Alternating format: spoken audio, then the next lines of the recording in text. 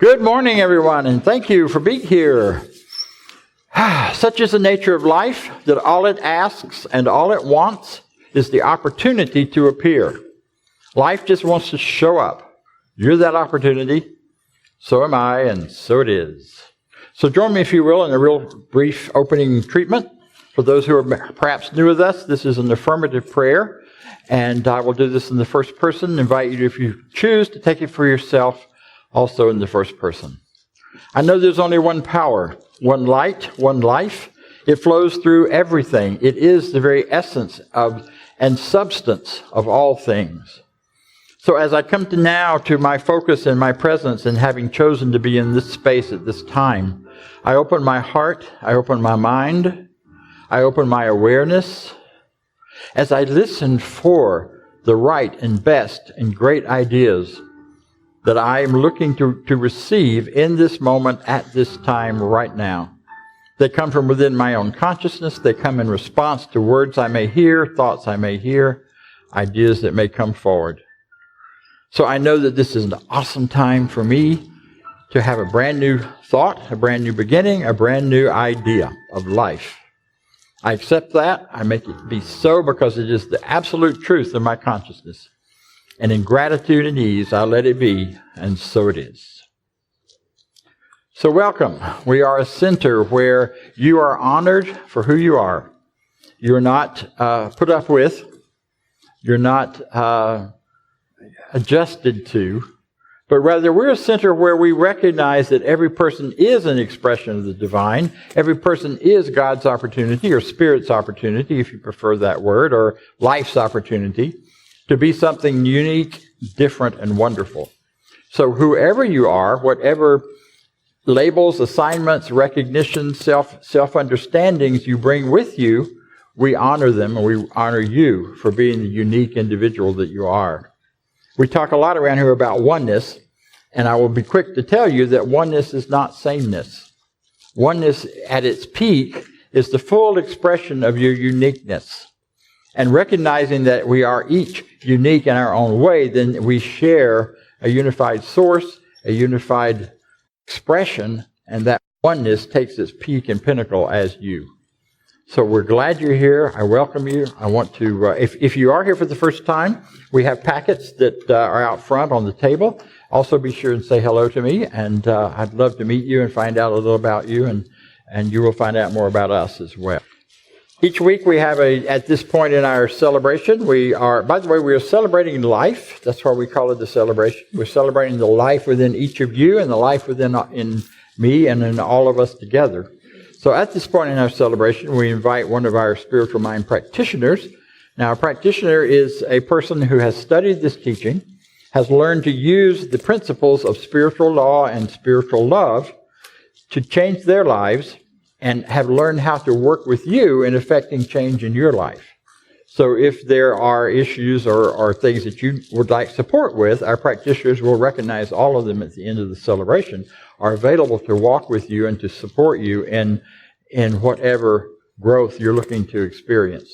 So at this point, we've asked one of them to come forward and lead us in a reading and an affirmative prayer. And today we have the wonderful Doug Moody. Good morning, CSL Midtown, and happy holidays, everybody. Okay, so you guys either dodged the Thanksgiving family dinner, got back early, or were like recovering from it, right? Holidays are here, folks. And an inspirational reading, I found a quote that I thought was kind of interesting. It was actually written by Marjorie Holmes, no relation to Ernest Holmes. She was a Christian American columnist, and she wrote several Christian-based books. But she came up with an expression or the quote that says, "All roads lead home for the holidays." And given that Thanksgiving, we all just kind of kicked off whatever that experience might be, maybe it was a new experience. Maybe it was going home. Maybe it was being with, family or friends. Sometimes those experiences can kind of put us in a different place. And I have a little video clip that I'd like to share with you, and it's from the 1995 movie that was produced by Jodie Foster entitled Home for the Holidaze. It's hard to believe that that movie was already 25 years ago, but this short video clip is kind of about, I'm going to set up the scene. So the main character, played by Holly Hunter, is going home for the holidays. And part of that journey is getting, to the house, and her parents ask her to go pick up her Aunt Gladys, to bring Aunt Gladys to Thanksgiving dinner so that they can all have dinner together. Well, the title of this clip is called Kooky Aunt Gladys. She obviously walks to a very different beat. And I think I'm just going to go ahead and we're going to let it roll here, and we'll come back after. So enjoy. So when I saw that video, my whole thought thing is sometimes the perhaps healthiest and best things to do in those kinds of situations is just to laugh.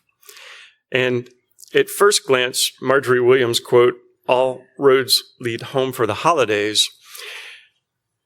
Before this teaching, we might have looked at it much like being in this kind of scenario. But with this teaching, we know that all roads leading home to the holidays bring us within. And we go within to find that peace and that quiet and that truth. And no matter what's going on around us, that is always there for us and springs forth. And I think the poet and philosopher Rumi also summarized it well when he said, "Wherever you are and whatever you do, do it in love." And when we make everything come from love and from our hearts with good thinking about it, then we will be able to survive just about anything in any situation that we're in. So now I'm going to lead us in an affirmative prayer this morning, and I'm going to ask you just to get comfortable in your seats and relax. I'm going to say this affirmative prayer in the first person and ask you just to accept whatever resonates with you. And get your feet and legs and limbs all uncrossed and be nice and open and receptive. And know this with me.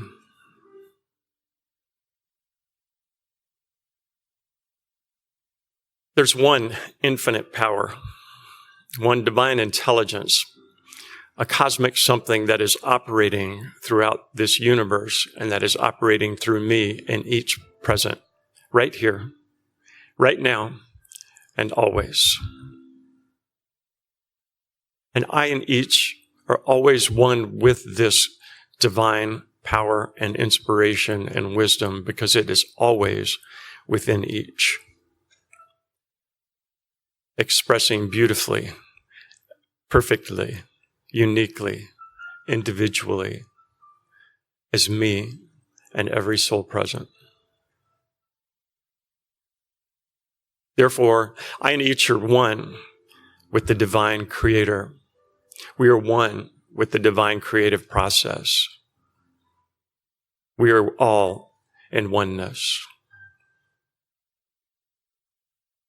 And this morning, and every morning, I claim for myself divine love, divine wisdom, divine joy, and divine peace.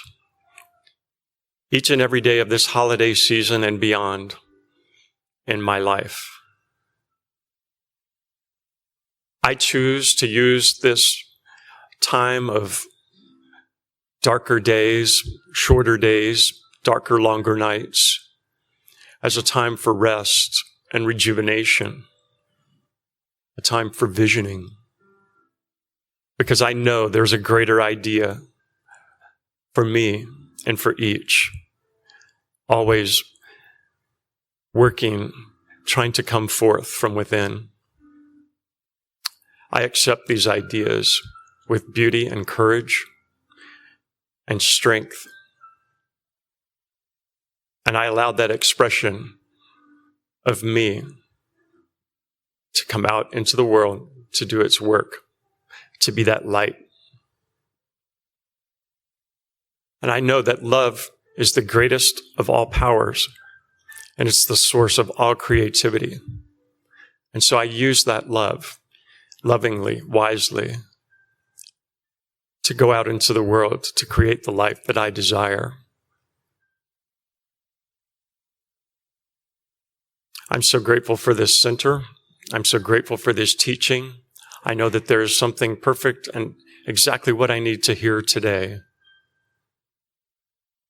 I'm grateful. My heart is overflowing with love and gratitude for all of the abundant blessings in my life, especially this holiday season. And knowing this, I release my word into the universal law, knowing it is done. I simply let it be so. And so it is.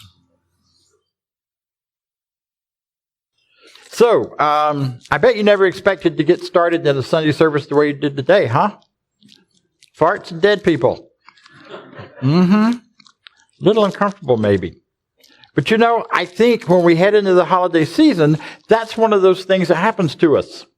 Is that all of this kind of stuff that we just as soon not be aware of, like aunt whoever's, whatever's, each other's bodily functions, and the people who've left us and gone beyond already, that all comes up along with the razzle-dazzle and the wonderful tinsel and the music and the food and all of that stuff. So, like it or not, we kind of get to deal with both. And sometimes that dealing is wonderful, and sometimes it leaves us a little shaky. Especially if you've been through difficulty with your family, or this time of year is difficult for you. For many, you know, this is the season of more suicides. This is the season when people end up in more family drama and a higher rate of domestic violence. All kinds of things stir up in this holiday season, and it's interesting to walk into it from our perspective, from the perspective of oneness, and from the commitment to looking at things as one power, not two or three. If you're into two powers, you can say, well, this one's evil and that one's good. Or you can say, this was a good behavior and that was a bad behavior, and this bad behavior, it really shows how bad the person really is, because once labeled a bad person, always a bad person. Or you can get into all of these family roles and dynamics. Every family has it. You know, we all have these family constellations where we have, if we have any dysfunction in the family at all, and I think everybody does to some extent. I usually start this talk by saying, who comes from a dysfunctional family, and ask you to raise your hands. Please don't. Or then I ask, who comes from a functional family? And also people raise their hands. The truth is, we all come from a mix. Nobody's gotten it right yet. Now, your family may have come very close to that, and hallelujah. Some people do, some people don't. Some families are in such pain when they become families together that they just do the best they can, and the best doesn't seem to be enough. So when the holidays come around, here we are. What do we do with all that? What do we do with our inner feelings about it? What do we do with our families? You're expected to go home for the holidays, right? If you're younger than I am. My home for the holidays is in my own home, so everybody else is expected to come, although we go somewhere else. But the idea here is we get into all of these expectations. You're supposed to do this, and you're supposed to do that. And then we have these wonderfully sappy, tear-jerking things on television that show us how it ought to be, right? That if you have a really good family or a good experience at Christmas, this is what it's going to look like, or at the holidays, whatever holiday you're celebrating.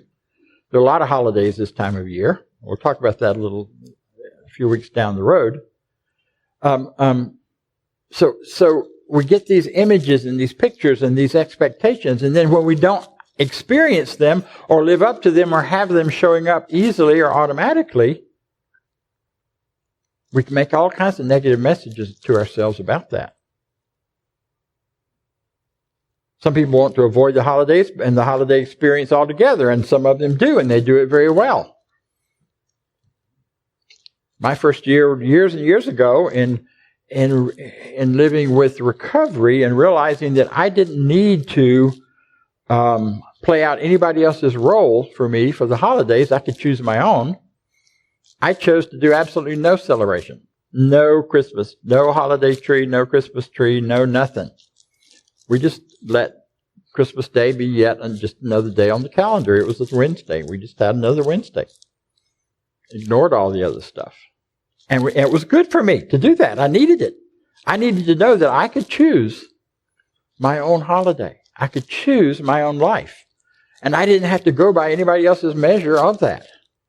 Now, did I feel guilty? Yeah. Did it turn out to be as sweet and nice as I thought? No.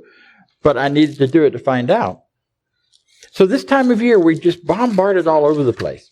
One of the things, especially if you're new with our teaching, we advertise and we talk about being a new thought teaching. That this teaching is all about new thought.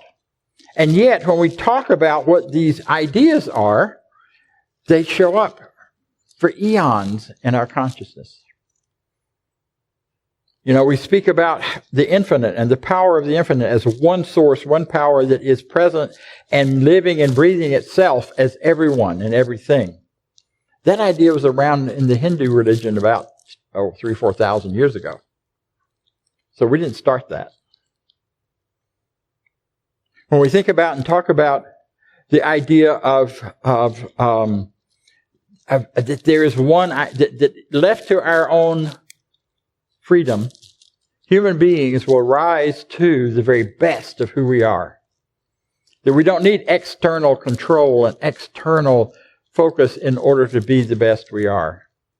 That's an idea that is written into the fabric of our Constitution in this country, and it's written into the fabric of our being in many ways.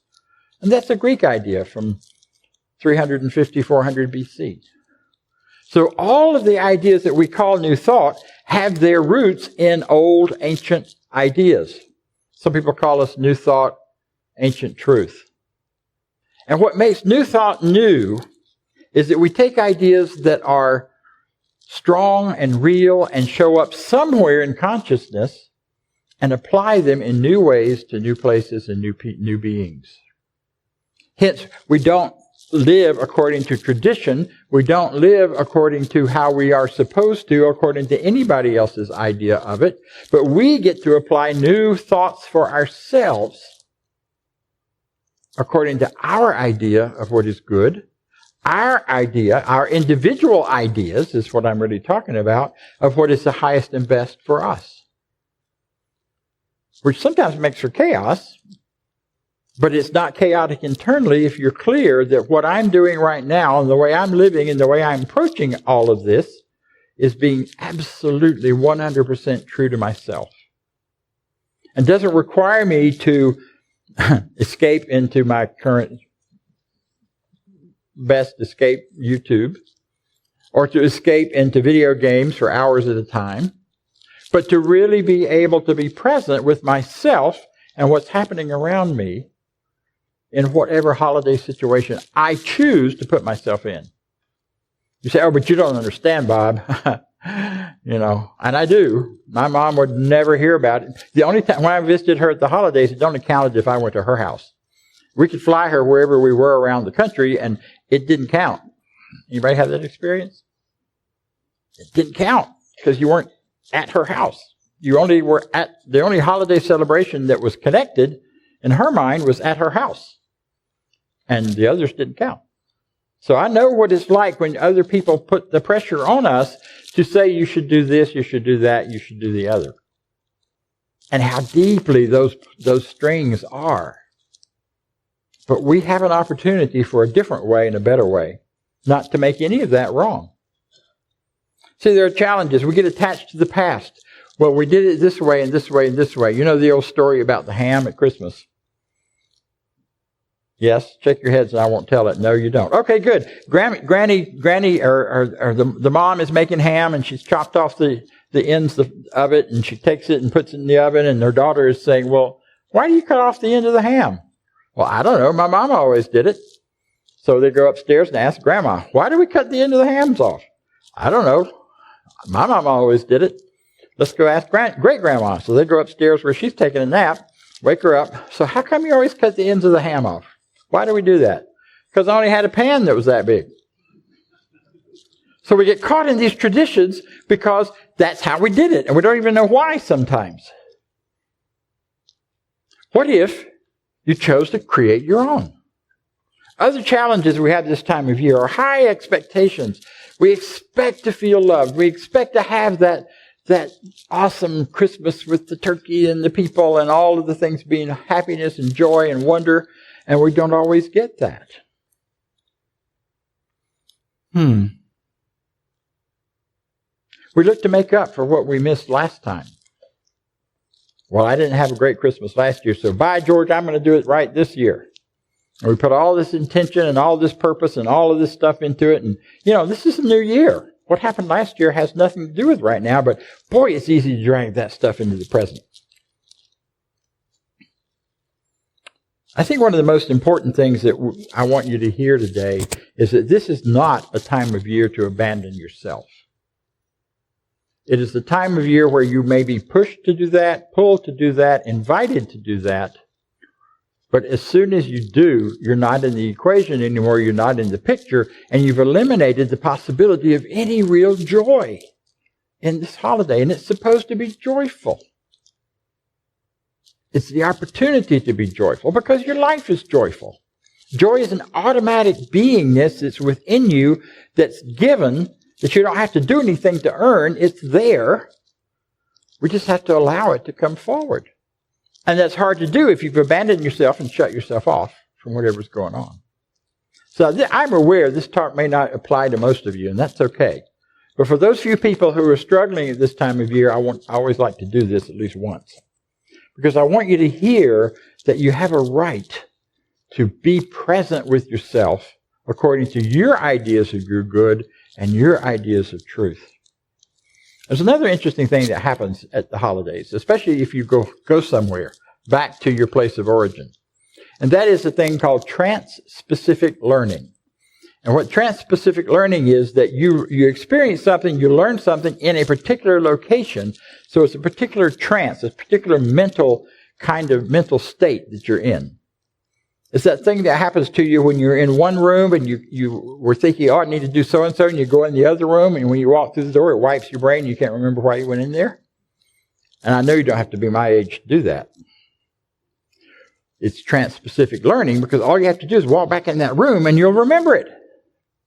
Because the memory, the thought, the feeling is associated with everything around you. And way often when we go back home or we go somewhere familiar for the holidays, we walk through that doorway into all of those old thoughts and feelings and memories that we carried, or that we had, or that we saw, or that we experienced. We see the same setting. We feel the same energy of the place. We have the same sense of presence, perhaps, of that old time. We have to be really careful that when we do that, we don't fall back into and abandon the truth of who we are today into that false self, which would be a false self now, but that old self that we were back then, with the beliefs, the attitudes, the ideas. That's why people get triggered. That's why they get angry. They get caught up in that old stuff that doesn't fit them anymore. So that's the challenges. So what do we do about all that? Let's don't stay too long in that. You're all looking depressed, and I'm starting to feel that way. So let's flip the switch. Let's turn it over, because these are new thoughts and new ideas that we can do. If you have a lot of expectations about how the holiday should be for you, make a list of them. Because part of the problem with expectations is if we aren't conscious of them, we act out of them without realizing it, or we feel in response to them. So my assignment for you this season is to make a list. Simply take some time with your journal or wherever you write things down, or your cell phone. That's where I do a lot of journaling these days. And make a list. What do I really expect from the holidays? Is it expectations of great fun and joy and opportunities for giving and receiving? Do I expect to go to a lot of parties? Do I expect to have my mom finally approve of me? Or do I expect to have my dad not criticize me? Or do I expect to feel good? I mean, write it all down and then go back and look and decide, which of those expectations do I really, really want? What am I really attached to? What really matters to me? And then once I get real clear about all of it, throw it away. Toss them aside. And open yourself to the possibility of new. What we know in this teaching is that a new idea, a new thought can come in at any moment and completely transform the moment. Your new life is as far away as your next thought, so that you can shift and move that if you choose. It takes a little practice, but you can do it. Choose your celebrations. Between now and the middle of January, there are 27 major religious holidays among the world religions. That's a lot. You can choose which ones you want to do. Someone said, well, what do religious scientists do? What do new thought people do? Whichever one you're drawn to. That's why we don't have an official religious holiday at this time of year, because we're not a religion. That's the starter. But also because it's about each individual finding that thing which you love to do. I like to celebrate St. Mattress on Christmas morning and not budge till about noon. That's one of my holiday celebrations. I also like to celebrate my family by being with my grandkids when they're opening and enjoying and celebrating and dancing through and play with the boxes and put the toys aside, all that stuff that kids do. You decide what brings you joy.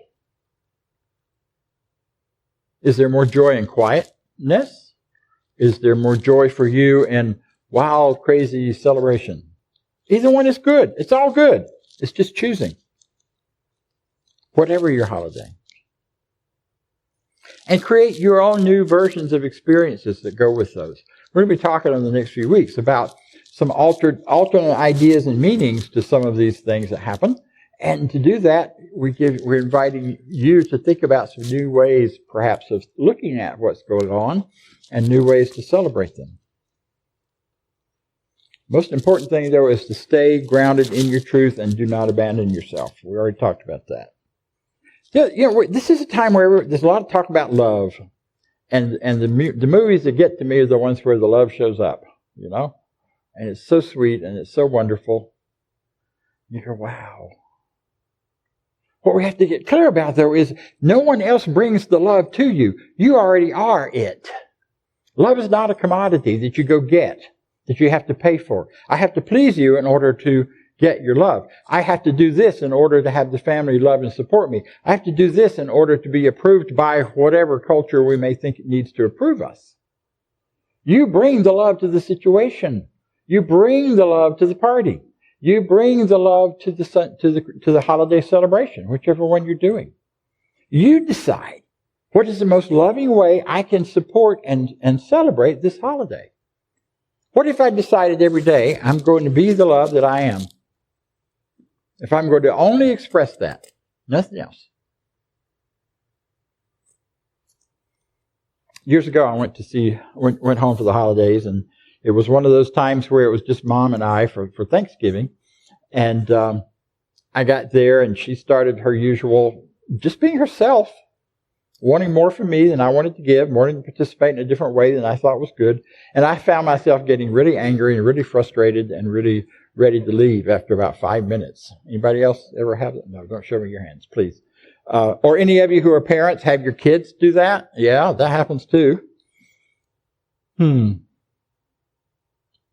somewhere in that, I thought, what if I just quit being angry, quit judging what she's doing or not doing, quit putting assessments on whether it's in line with what I think is the truth right now. And I just decided in this minute, in this moment, I'm just going to love her. Doesn't mean I have to do anything different necessarily, but in my heart and mind, I'm going to love her. And in a matter of about 10 minutes, that entire holiday changed. We ended up with her asking me, what would you like to do? Which has never happened before that. And me asking her and us coming up together on, instead of trying to be a big turkey dinner together, we went down to the beach. She lived not far from there.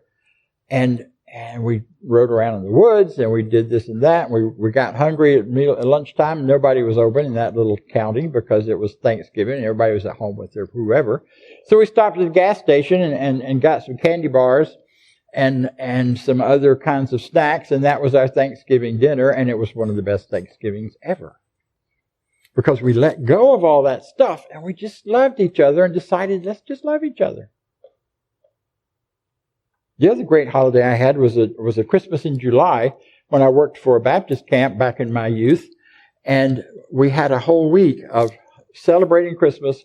We made presents for each other that could not be bought. They had to be symbolic of something good. And then we spent the entire time saying in our heads to everybody we met, I love you and I celebrate who you are. It was one of the best Christmases ever. We made gifts. I don't remember anything I received, but I remember a lot of what I created and made for other people. Out of nothing and out of nowhere. Out of stuff we could find around the campgrounds.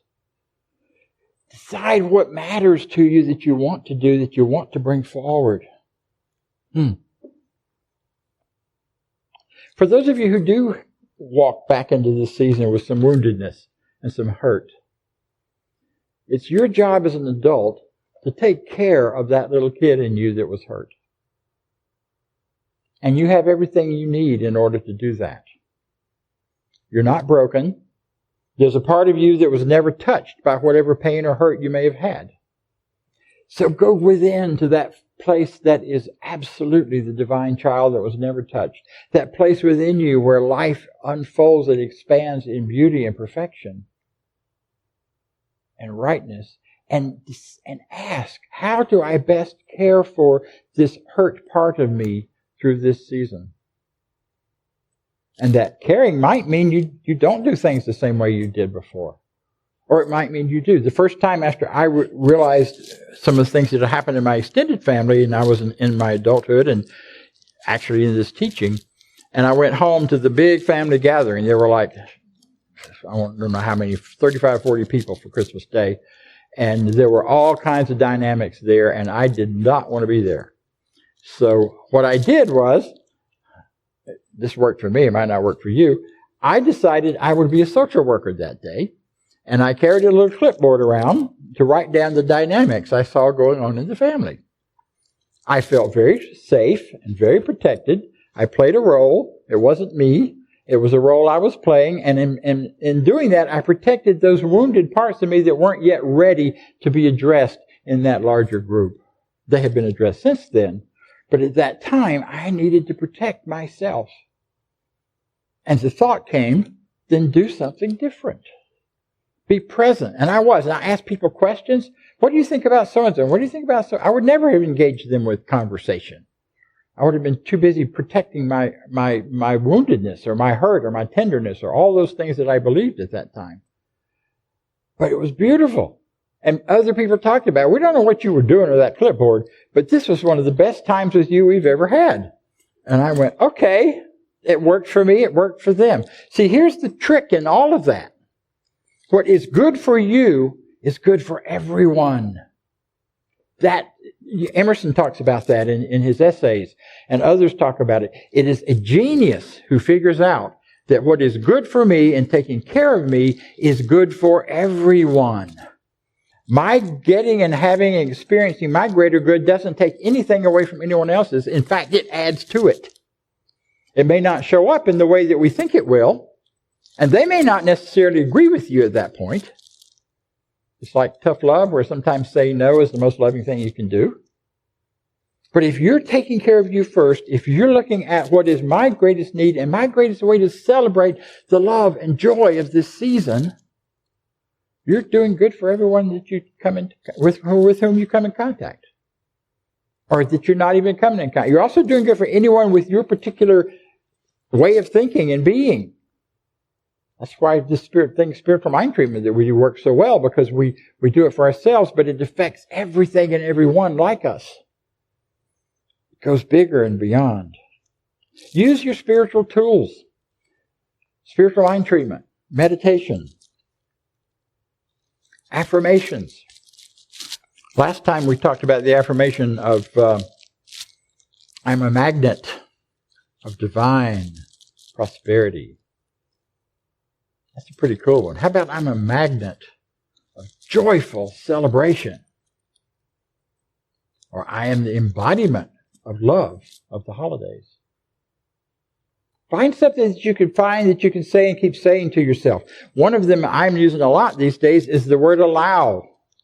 Not trying to make it happen, but allow it. I allow the holidays to be the very best for me they've ever been. The best is yet to come. Find words, thoughts, sentences that you can use. Those are the spiritual tools we talk about here and we teach. And you get to participate in. Now, Doug alluded to this at the beginning, and he's right. This is the time of year. Part of the problem with this time of year, part of the challenge, I won't say it's a problem, but one of the things we have to navigate is that this is the time of year when this northern half of our planet is going quiet. Leaves are falling off the trees. Nights are getting longer. Days are getting shorter. Our natural flow of energy within us is reduced. We are pulled biologically to go quiet. Now, most of us don't hibernate. Some of us who may associate with bears might like to. Some days I would like to, not every day. So in our culture where we have overcome that, or tried to, by creating more energy, more excitement, more parties, more stuff to do, we are postponing some of our holiday things for the center because people's schedules are so full. We're running. So part of what we need to do, or what we get to do, is navigate that. How much of that do you really want to participate in, and how much do you want to listen to your body that says, be quiet? Sit down. Listen. Go within. Meditate. Vegetate. Let your leaves fall off. Those things that you need to lose. So that you're not producing brand new growth. In fact, what you're doing this time of year physically is getting ready for the new growth of the new year. The new growth when the light returns at the end of this month. By that I mean the light is never gone, but the length of light, the amount of light we're exposed to physically changes. Letting go. And you know what I have found? If I tell folks, I'd love to come celebrate with you, but right now, this week, I need a little more time just to be quiet and honor the inner work and the spirituality of the season. Most people accept that. Now, you may not, and if you don't do it. But if you do, that balance is there and available for you. So you deserve to choose whichever way that goes. And here's the last little bit of suggestion, and I'll close. Quit taking the whole thing so seriously. Angels fly because they take themselves lightly. And every one of you has that kind of angel within you. Let it be light. You don't have to solve all of the problems of your life during this time, or of your families, or of whatever seems to be going on. The place to find the solutions are within the quietness of our own minds, not in the partying and interactiveness. So, you're wonderful people. You're fabulous people who recognize the truth of life in yourselves. You deserve the very best. And I think these are some ideas that by you taking charge, see, what I can't tell you is how you specifically should do it, much as my codependency might like to. What I can tell you is that something in you knows. Something in you knows exactly what you need this season. And if you will be quiet and listen to it, it will guide you into the very best holiday ever. Because you're wonderful, and so am I, and so it is. Thank you.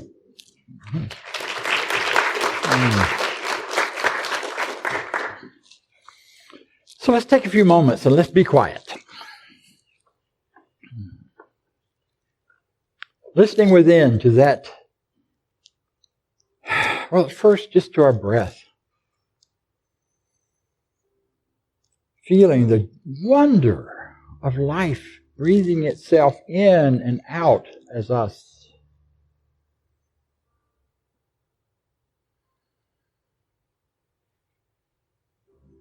Recognizing that this same power that created the universe is beating your heart right now. It's caring for all of the activities within your body that you don't have to think about.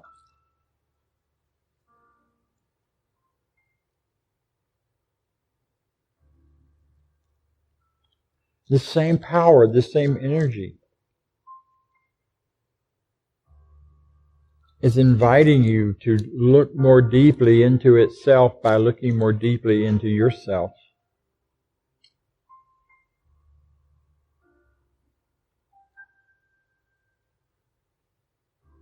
It's whispering to you in the silence, this is yours to do. This is yours to be. You can let that go.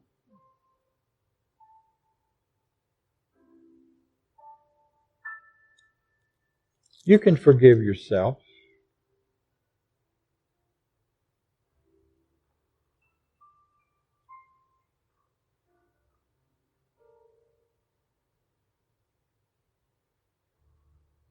This one power recognizes itself as us, as each one individually.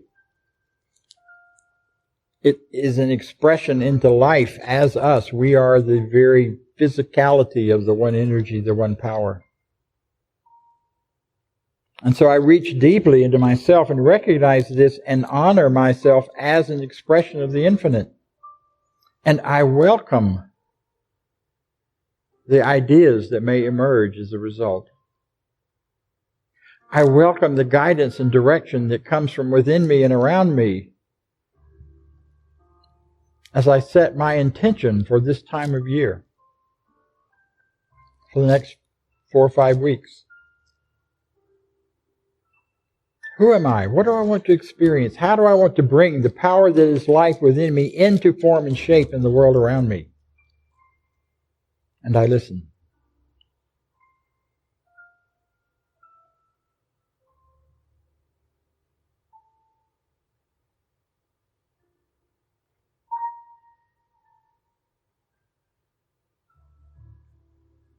And I trust this one life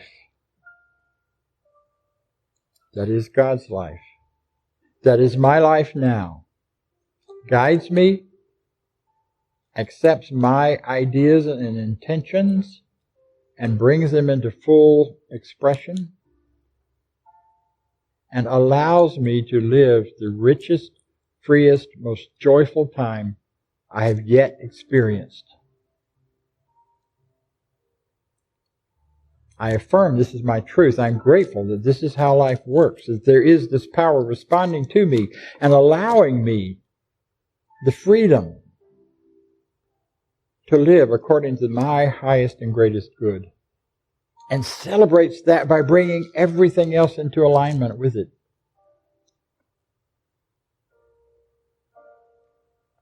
I'm grateful for all of the people and all of the situations and all of the opportunities, all of which are guiding me toward the full understanding and expression of my greater good. I do this with ease, I do this with joy, and I do it gently and lightly. This is my truth. I let it be, and so it is.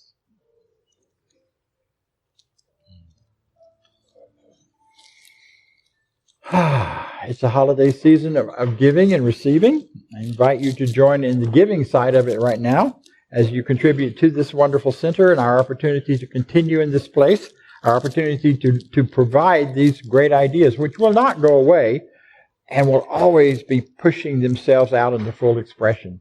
I'm inviting you to participate in that flow, in your generosity and your givingness as we join together in our affirmation of prosperity.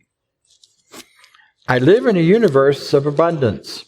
As I freely and joyfully give, I join in the divine flow, and all that I share with life returns to me, multiplied abundantly, and so it is. Thank you. Okay, welcome. So I want to tell you a little bit about what's happening around here in the next week or two. One is next Sunday, we're going to begin to look at part of quieting down and growing within is looking at what is your vision? What is that vision within you of who you are and what you're about? So following the celebration next Sunday and the Sunday after that, we're going to have a visioning workshop to invite you to come together and go within and listen and answer some questions within your own soul and heart about who you are, what you're going to do next, how you're participating in life at this point. It's a visioning activity. It's a visioning exercise. It's one of the tools that we teach in Science of Mind is how to capture that vision, not from out there somewhere, as if somebody else besides you knows your higher truth, but from within your own soul and your own heart as that higher, greater being within you expresses itself through you and as you. So I invite you, if you'd like to, next Sunday at following the celebration, there is a sign-up sheet. If you're planning to come, please sign up so I can bring enough food so we'll have little snacks. Not a lot. Don't plan on the banquet, but plan on a little something to hold you over while we do that, and it will end at about 1:45. That we'll be done and be out of here. The talk next Sunday will be preparing us for that. I'll be also talking then about vision and visioning and the vision of your life. Going forward after that, we're going to look at the holiday, at the Christ child, a different way of looking at that is all about the child within you that is born. That whole story that you see all over the place for these next 4, 5, or 6 weeks is all about you.